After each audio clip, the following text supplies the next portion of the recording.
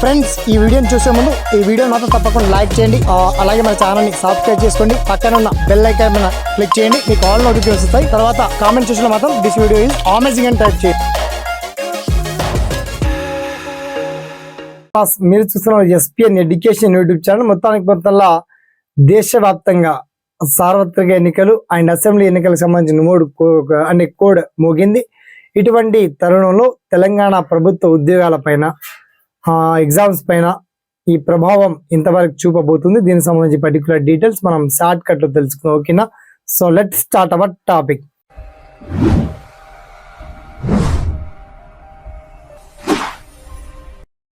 ఇప్పటికైతే తెలంగాణ ప్రభుత్వం రిలీజ్ చేసినటువంటి నోటిఫికేషన్లో మార్పులు చేర్పులు కాస్త జరగచ్చు, బట్ యాజ్ సిరీస్ గా ఉంటాయి. ఇక కొత్తగా ప్రభుత్వ ఉద్యోగాలకు సంబంధించి నోటిఫికేషన్ అనేది రావండి. ఓకే, ఎందుకంటే ఎలక్షన్ కోడ్ ఇంప్లిమెంట్ లో ఉంటుంది కాబట్టి ఎలక్షన్ కోడ్ అయిపోవాలంటే మనకి దాదాపుగా 80 days అబోవ్ కావాలి. అంటే దగ్గర 100 days వరకు, ఇంకో 3 months వరకు తెలంగాణలో కొత్తగా ప్రభుత్వ ఉద్యోగాలకు సంబంధించి ఎటువంటి ప్రకటన కానీ నోటిఫికేషన్లు కానీ వచ్చేటువంటి ఛాన్స్ మాత్రం ఉండదండి. మరి డిఎస్సి కానీ టెట్ కానీ మిగతా ఇప్పటివరకు రిలీజ్ చేసినటువంటి ఎగ్జామ్ తేదీల్లో స్వల్ప మార్పులు చేసి యథావిధిగా ఎగ్జామ్స్ అయితే జరిగేటువంటి ఛాన్స్ ఉంటాయి. దీనికి సంబంధించి కొత్త నోటిఫికేషన్లు అయితే కొత్త ఉద్యోగాలకు సంబంధించి ప్రకటనలు మాత్రం 0% కూడా రావండి.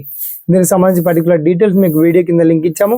అయినప్పటికీ రావచ్చా లేదా అని చాలా మందికి డౌట్స్ ఉన్నాయి. మొత్తానికి కొత్త ఉద్యోగాలకు సంబంధించి ప్రకటనలు మాత్రం వచ్చేటువంటి ఛాన్స్ ఉండదు. అయినా దీనికి సంబంధించి మీకు ఏదైనా సలహాలున్నా సందేహాలున్నా వన్స్ మీ ఒపీనియన్ ని కామెంట్ సెక్షన్ లో గుర్తించండి. ఓకేనా? Thanks for watching. జై హింద్.